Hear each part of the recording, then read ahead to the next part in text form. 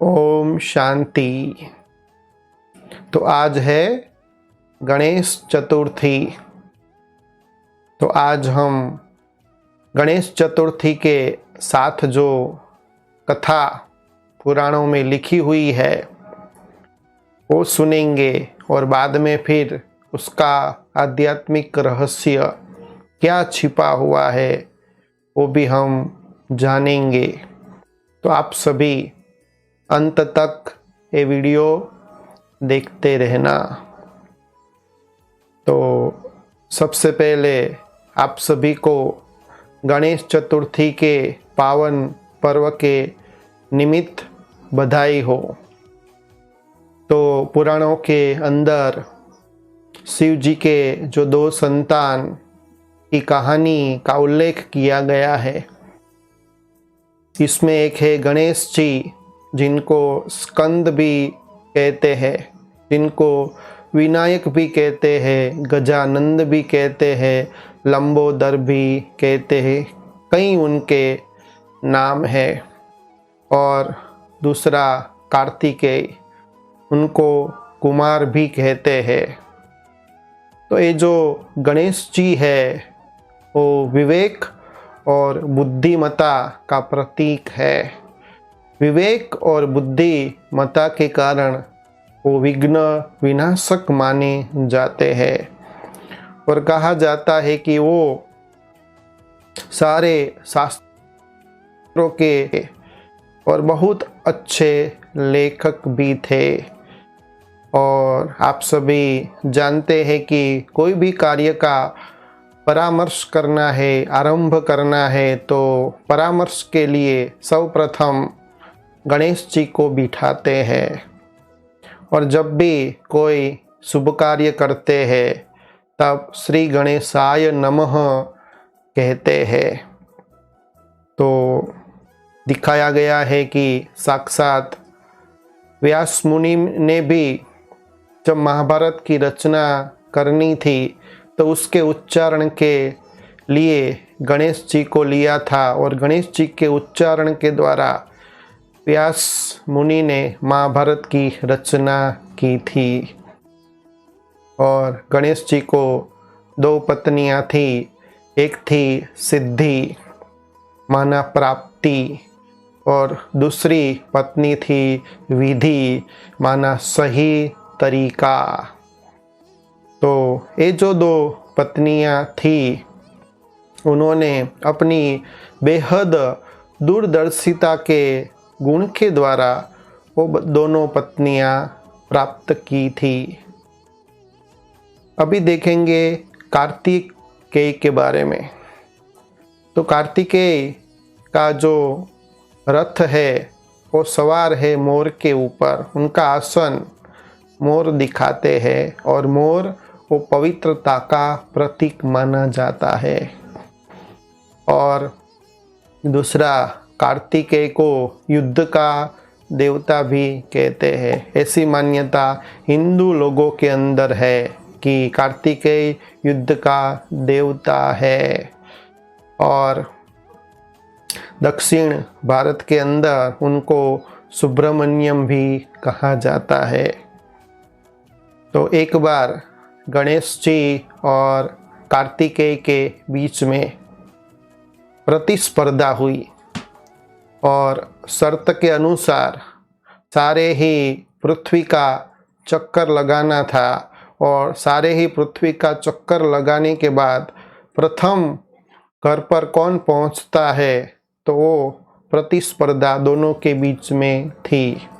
तो स्पर्धा शुरू होती है और कार्तिकेय लंबी यात्रा के लिए पृथ्वी की प्रदक्षिणा घूमने के लिए फिरने के लिए वो चला जाता है।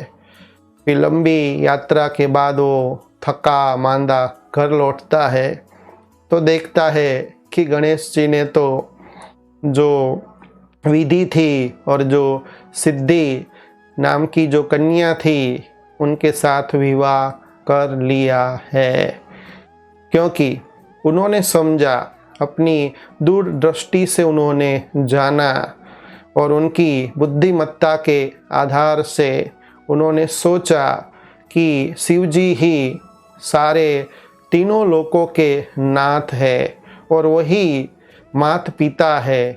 तो पृथ्वी का चक्कर लगाने से पहले मैं क्यों नहीं अपने माता पिता साक्षात शिव जी का और अपनी माँ पार्वती का मैं चक्कर लगाऊं। अगर उनकी ही प्रदक्षिणा में फिरूंगा, उनका ही चक्कर लगाऊंगा, तो उनके अंदर विश्व समाया हुआ है, पृथ्वी समाई हुई है। तो उनका चक्कर लगाना माना पृथ्वी का सारा चक्र लगाना। तो इसी सोच के आधार से वो उनकी प्रदक्षिणा कर लेता है। तो कार्तिकेय तो हलचल के कारण और हड़बड़ी के कारण वो जल्दी लंबी यात्रा के लिए निकल पड़ता है। लेकिन गणेश जी न हड़बड़ी मचाते हैं न हलचल मचाते हैं और इसी विधि से वो सिद्धि प्राप्त कर लेते हैं और विजयी बन जाते हैं। तो दूसरी भी एक कथा गणेश जी के साथ जुड़ी हुई है। वो इस प्रकार है कि एक बार पार्वती माँ स्नान करने से पहले अपने ही शरीर के मेल के द्वारा एक पुतला बनाते हैं और अपनी तपस्या के बल से उसको जीवित करते हैं और उनका नाम रखते हैं गणेश। तो फिर वो स्नान करने चले जाते हैं और अपने बालक को, अपने पुत्र को कहते हैं कि आप अंदर किसी को नहीं देना, और के रूप में वो बाहर उनको खड़ा कर देते हैं। अभी छोटा गणेश वो वहाँ द्वारपाल के रूप में खड़ा होता है। तो दिखाते हैं कि 10 साल की लंबी तपस्या के बाद शिव जी वहाँ घर में आते हैं। तो आते हैं तो ये जो गणेश जी द्वारपाल के रूप में वहाँ खड़े होते हैं और अपनी माँ के कहिए अनुसार वो अपने पिता को तो जानते नहीं थे और शिव जी भी अपने पुत्र को नहीं जानते थे, तो वो उनको आने नहीं देते हैं, मना करते हैं। जिससे क्या होता है कि शिव के साथ जो शिव गण होते हैं उसके साथ वो युद्ध करते हैं, लेकिन वो गणेश सभी को परास्त कर देता है क्योंकि वो साक्षात पार्वती माँ की शक्ति होता है। तो फिर शिव जी स्वयं इतना क्रोधित हो जाते हैं कि त्रिशूल से उसका गला काट देते हैं। फिर जब उनको पता पड़ता है, पार्वती माँ आते हैं, देखते हैं कि गणेश जी का तो गला काट दिया है, तो वो मर गया है, तो इतना क्रोधित हो जाती है और शिव जी के समक्ष वो कहती है कि अभी मैं तपस्या करूंगी और महाप्रलय लाऊंगी। तब साक्षात नारद मुनि जी जो देव ऋषि है वो सारी बातें समझ जाते हैं। उनके कहे अनुसार सभी देवताएं जगदम्बा माँ का की आराधना करते हैं, स्तुति करते हैं, फिर वो शांत हो जाते हैं। फिर शिव जी निर्देश अनुसार विष्णु जी उत्तर की तरफ जाते हैं और वहाँ जो पहला जीव मिलता है उसका गला काट कर लेने के लिए कहते हैं। तो विष्णु जी उत्तर के तरफ जाते हैं और एक हाथी का माना गज का मस्तिष्क काट करके लेकर आते हैं और फिर शिव जी को देते हैं और शिव जी वो जो गणेश का धड़ होता है उसके ऊपर वो रख देते हैं। फिर उनको अपनी शक्ति के अनुसार, तपस्या के बल के अनुसार उनको पुनर्जीवित करते हैं, जिससे फिर से पार्वती माँ हर्षोल्लास हो जाता है सभी के बीच में, वो भी प्रसन्न हो जाती है और साक्षात जो ब्रह्मा विष्णु और जो शंकर होते हैं वो उनको वरदान देते हैं कि सारे ही देवताओं में आप सर्वोध्यक्ष होंगे और सबसे जो पहली है अग्र पूजा आपकी ही होंगी और विघ्न विनाशक में भी विघ्नों को भी हरने के लिए आप सर्वोपरि होंगे। उनको गणेश को ये वरदान मिल जाता है।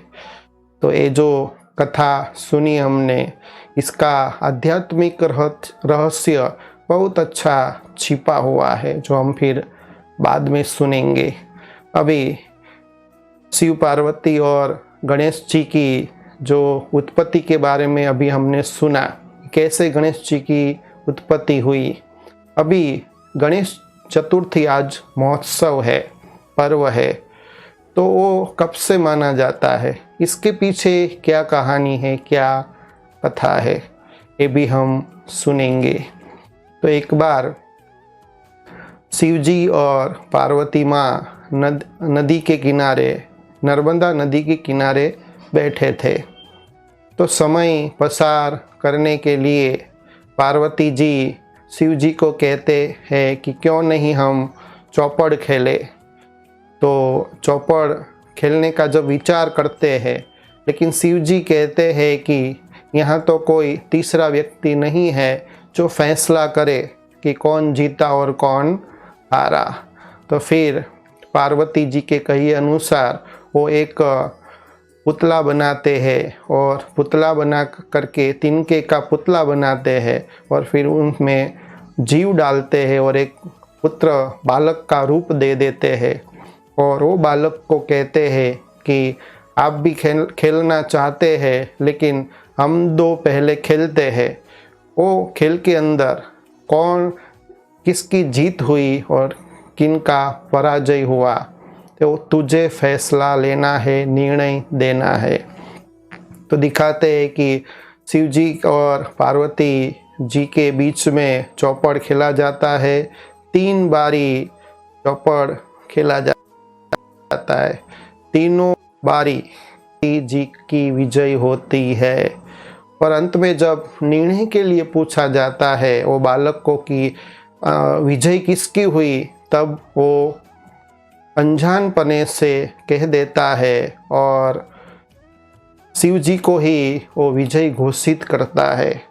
तो ये सुन करके पार्वती माँ क्रोधित हो जाती है और उनको श्राप दे देती है बालक को कि तू लूला लंगड़ा हो जाएगा और तू कीचड़ में पड़ा रहेगा।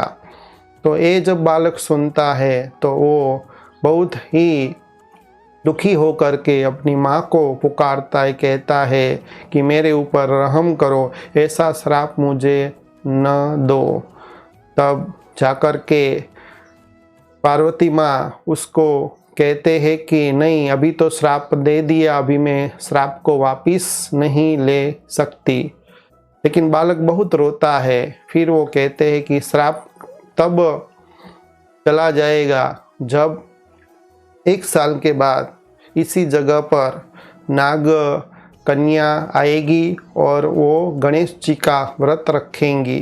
तो आप उनके पास से गणेश जी का व्रत करने की जो विधि है वो जान लेना और इसी जगह पर आप व्रत रखेंगे, पूजा करेंगे गणेश जी की, तो मुझे प्राप्त कर सकेंगे। तो फिर वो बालक पार्वती जी के कहे अनुसार 1 साल के बाद जब नाग कन्या आती है और उसके पास जाकर के वो सारी ही गणेश जी के व्रत के बारे में विधि जान करके 21 दिन के लिए वो उसी जगह पर व्रत रखता है, जिससे साक्षात गणेश जी प्रसन्न हो जाते हैं और उनके सामने प्रकट हो जाते हैं। और प्रकट होने के बाद कहते हैं कि आप मन वांछित जो भी इच्छा है आप मांगो, मैं उसको अवश्य ही पूरी करूँगा। तब वो बालक कहता है कि मुझे ऐसा, मेरे पैर में ऐसी शक्ति भर दो कि मैं कैलाश पर्वत भी चढ़ सकूं और अपने माता पिता के पास जा सकूं और मेरे माता पिता भी मुझे देखकर प्रसन्न हो जाए। तो फिर गणेश जी ये वरदान देकर के तथास्तु कहने के बाद वो अंतर ध्यान हो जाते हैं। फिर वो बालक जाता है कैलाश पर्वत चढ़ कर के शिव जी के और पार्वती माँ के शिव जी के पास जाता है और सारी कहानी उनको कहता है कैसे मैं ये पर्वत चढ़ा।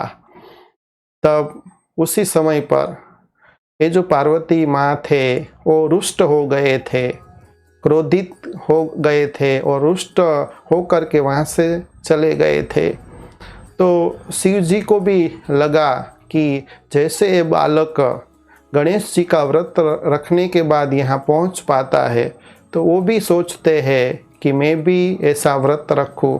तो साक्षात शिव जी भी 21 दिन के लिए बालक बन जाते हैं और गणेश व्रत रखते हैं। वो भी पूजा आराधना करते हैं 21 दिन के लिए। तो फिर से 21 दिन के बाद तुरंत ही पार्वती माँ, कोई बुलाता नहीं है उनको, फिर भी वो नाराजगी भूल करके और प्रसन्न हो करके फिर से वो कैलाश पर्वत में शिव जी को मिलने के लिए आ जाते हैं। और फिर शिव जी भी ये सारी कहानी सुनाते हैं कि कैसे मैंने व्रत रखा और आप हमारे पास आ गई, जिससे पार्वती माँ भी ये व्रत रखने की इच्छा प्रकट करती है, क्योंकि वो कार्तिकेय को मिलना चाहती थी। तो कार्तिकेय को मिलने के लिए वो भी 21 दिन का व्रत रखती है। तो कार्तिकेय भी उनको मिलने के लिए सामने से आ जाता है। तो तब से लेकर के ये गणेश चतुर्थी के दिन ये व्रत रखा जाता है। तो ये हमने सारी 2-3 जो कहानी सुनी, जो कथा सुनी, अभी हम उसका आध्यात्मिक रहस्य सुनेंगे। तो दिखाते हैं कि पार्वती माँ ने क्या किया कि ये जो उनका शरीर का जो मेल था, वो मेल से एक पालक का निर्माण किया, उसको जीवित किया। और उसमें आगे दिखाते कि शंकर जी ने क्या किया कि शंकर जी 10 साल होने के बाद फिर आकर के अपने ही पुत्र का गला काट दिया। तो इसके अंदर आध्यात्मिक रहस्य ये है कि एक कथा हमको ये सिखाना चाहते हैं कि हम सभी का जो शरीर है वो भी मिट्टी का बना हुआ है। वास्तव में कोई मैल से कोई शरीर का निर्माण नहीं होता और शरीर में इतना मैल भी होता नहीं है। लेकिन एक कथा के द्वारा हमको ये सीखने को मिलता है कि ये जो शरीर है पंचभूतों का बना हुआ है, पंच तत्वों का बना हुआ है, माटी का बना हुआ है, उसको हमको भूलना है। और जो ये शरीर के अंदर अजर अमर अविनाशी जो आत्मा है उसको देखना है, नहीं कि ये मिट्टी को। और दूसरा ये भी कथा में दिखाते हैं कि 10 साल की तपस्या के बाद जब शिव जी आते हैं तो कोई भी 10 साल की जब तपस्या करता है तो कितना वो शांत हो जाता है। लेकिन शिव जी ने आकर के छोटी सी बात में ही उनका गला काट दिया। तो ये जो कथा के अंदर ये वर्णन किया गया है, वास्तव में ये वर्णन हमको ये सिखाता है कि गला किसका काटा, अहंकार का काटा। तो हमको भी अपने घमंड को, अपने अहंकार को, अपने को बहुत समझदार समझने वाला हम मानते हैं कि हम सबसे समझदार है, हम बहुत ज्ञानी है, ये अहंकार का गला काटना है। ये कथा से हमको ये सीखने को मिलता है। और दूसरा, जो जितने भी भारत देश के अंदर देवी देवताएं हैं, सभी देवी देवताओं का जो शरीर है एकदम परफेक्ट दिखाते हैं। लेकिन एक गणेश जी ऐसे है, उनका जो शरीर है, उनके हर अंग है, हर अंग के अंदर आध्यात्मिक रहस्य छुपा हुआ है। और ये जो हर एक अंग है वो हमको कुछ सिखाना चाहता है। तो पहला जो दिखाते हैं कि जो गणेश जी के जो दंत है, जो दांत है, उसमें से एक दांत टूटा हुआ दिखाते हैं।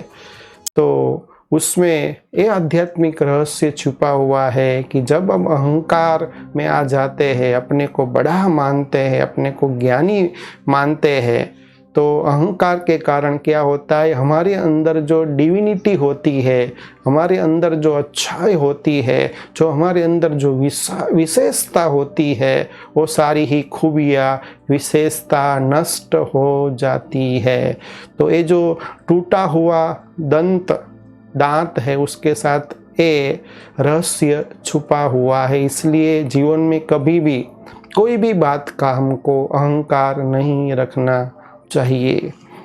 और गणेश जी के जो कान है बड़े बड़े दिखाते हैं, वास्तव में किसी मनुष्य के कान ऐसे बड़े बड़े नहीं होते हैं।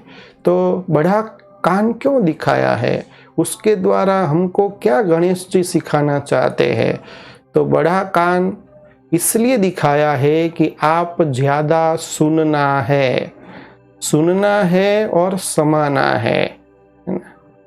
कुछ भी बोलना नहीं है। ज़्यादा आप जब सुनेंगे और ग्रहण करेंगे, धारण करेंगे, तभी आपका जीवन श्रेष्ठ बनेगा।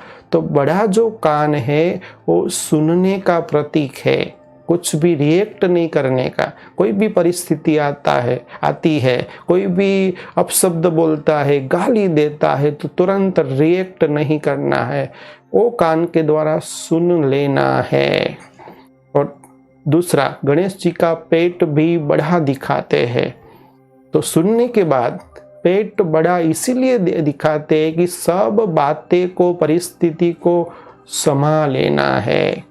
तो समाने का जो प्रतीक है वो पेट है, माना समेटने की जो शक्ति है वो हमको अपनानी है।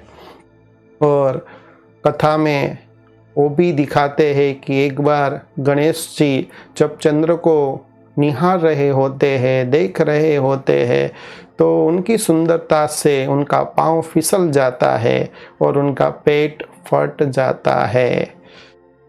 तो ये जो कथा है उसके द्वारा ये आध्यात्मिक रहस्य छुपा हुआ है कि कोई भी बात हमको कहता है तो एक कान से सुननी है और फिर दूसरे कान से जो अच्छी बात नहीं है उसको निकाल देनी है या पेट में समा देनी है। नहीं तो जैसे कि चंद्र को देखा और उनका पैर फिसल गया और पेट फट गया, माना श्रापित हो गए। तो जब हम परचिंतन करते हैं, मेरी तेरी बातें, इसकी बातें उसको सुनाएंगे और व्यर्थ बातें करते रहेंगे, तो हमको भी अपने जीवन के अंदर श्राप लग जाएगा। श्राप ये लग जाएगा कि अंदर की जो अच्छाई है वो बुराई में परिवर्तित हो जाएगी। जिसको हम देखेंगे, जिसका परचिंतन करेंगे, वो बातें हमारे जीवन में भी आ जाएगी। तो पेट जो दिखाते हैं वो समाने की शक्ति, सब कुछ करना है लेकिन सहन भी करना है और समाना भी है। फिर उनके सूंड को दिखाते हैं, तो सूंड हमेशा लंबी होती है और कोमल भी। सूंड ए कोमलता का प्रतीक है और परखने की शक्ति का प्रतीक है कि कोई भी व्यक्ति आता है, परिस्थिति आती है, तो पहले उनको परखना है, परख करके फिर निर्णय लेना होता है। तो गणेश जी ये सूंड के द्वारा ये भी हमको सिखाना चाहते हैं कि हमेशा जीवन में सरल बनना है, कोमल बनना है। और सूंड से हमेशा सूंघा जाता है, माना परखना होता है। तो हमारा जीवन सरल होगा तो हम सबके सहयोगी बनेंगे और परखने की शक्ति होगी तो कभी भी जीवन में धोखा नहीं खाएंगे। फिर उनकी आंख जो होती है गणेश जी की, वो छोटी दिखाते हैं। तो छोटी इसलिए दिखाते हैं कि वो दूरदर्शिता का प्रतीक है, क्योंकि गणेश जी हमेशा दूर का वो सोचते थे। जैसे ये कथा के अंदर भी हमने देखा कि जो विधि और जो सिद्धि नाम की जो कन्या थी, उन्होंने अपनी बेहद दूरदर्शिता गुण के कारण वो प्राप्त किया था। वो लंबा सोचते थे, उनकी बुद्धि विशाल थी। तो विशाल बुद्धि और दूरदर्शिता, जो आदि मध्य अंत है, उसको परखने के बाद वो निर्णय लेते थे। तो ये जो आँख है, छोटी आँख है, वो दूरदर्शिता का प्रतीक माना जाता है। फिर दिखाते हैं कि जो गणेश जी है, उनका वाहन चूहा दिखाते हैं। तो आप सोचिए कि कोई भी चूहे के ऊपर बैठ सकता है? क्या चूहा किसी व्यक्ति को अपनी सवारी करने दे सकता है? तो ये जो सिंबॉलिक है, एक प्रतीक है, जो प्रतीक के द्वारा गणेश जी आपको ये सिखाना चाहते हैं कि चूहा काला होता है और कुटर कुटर करता है, और ऐसा जब वो किसी को काटता है तो दर्द भी नहीं होता, वो फूंक भी देता है और काटता भी है। तो ये जो चूहा है, यहाँ एक विकार का प्रतीक है, ग्रीड का प्रतीक है, मोह ममता का प्रतीक है। और जो 5 विकार है, जो माया है, जो रावण है, उसका वो आसुरी स्वभाव का प्रतीक है। तो गणेश जी ये बताना चाहते हैं कि ये जो 5 विकार है, ये जो चूहा है, वो फूंक भी देगा और आपके अंदर जितने भी ताकत है, शक्ति है, वो नष्ट भी करेगा और आपको दुखी परेशान कर देगा, चिंतित कर देगा, आपका जीवन बर्बाद कर देगा। तो ये विकार को आप जीतो, अपनी कर्मेंद्रियों के ऊपर कंट्रोल करेंगे, माना अपने स्वराज्य अधिकारी, खुद को आत्मा समझेंगे, ये मिट्टी जो पुतला है उसको भूल जाएंगे, तो आप स्वराज्य अधिकारी बन सकेंगे। और अपने इंद्रियों के ऊपर जब मालिक बन जाते हैं तो कोई भी दुख नहीं होता, कोई भी निराशा जीवन में आती नहीं है, क्योंकि आत्मा वो शांत स्वरूप है, आत्मा वो सुख स्वरूप है, आत्मा वो ज्ञान स्वरूप पवित्र स्वरूप है, और आत्मा वो शक्ति स्वरूप है। तो शक्ति सुख खुशी का आपको अनुभव होगा। और गणेश जी के 6 हस्त दिखाते हैं, 6 हाथ दिखाते हैं, और 6 हाथ के अंदर अलग अलग अलंकार दिखाते हैं। तो हर एक अलंकार का भी एक आध्यात्मिक रहस्य छुपा हुआ है।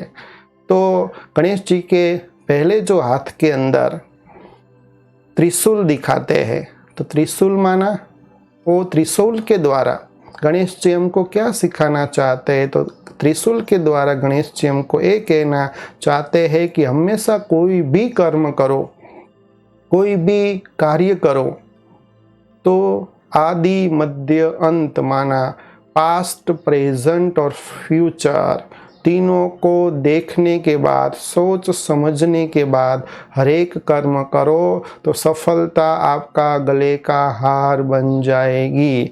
आदि मध्य अंत को देखने के बाद, त्रिकालदर्शी होने के बाद फिर आप कोई भी कार्य करेंगे तो आपको अवश्य ही उस कार्य में विजयी बन पाएंगे, कोई भी विघ्न नहीं आएगा।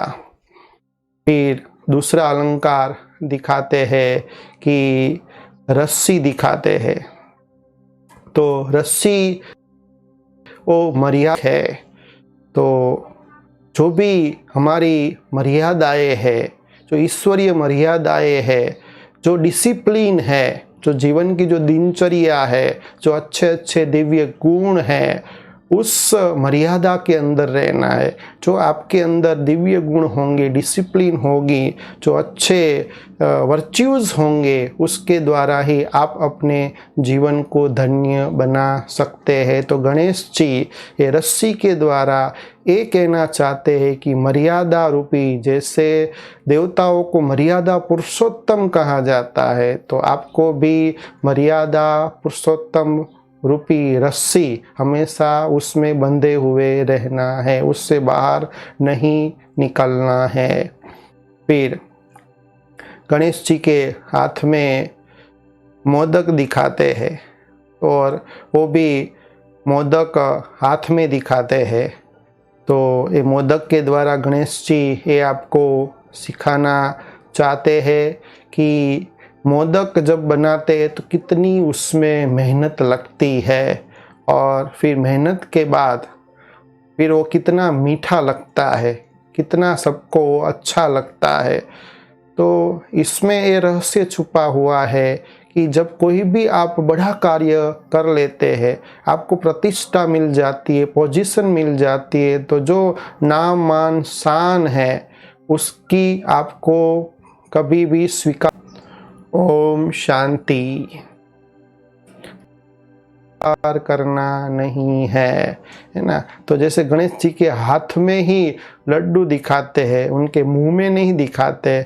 माना जो भी शान थी, मान थी, जो भी कीर्ति थी, प्रतिष्ठा थी, उन्होंने कभी स्वीकार नहीं किया।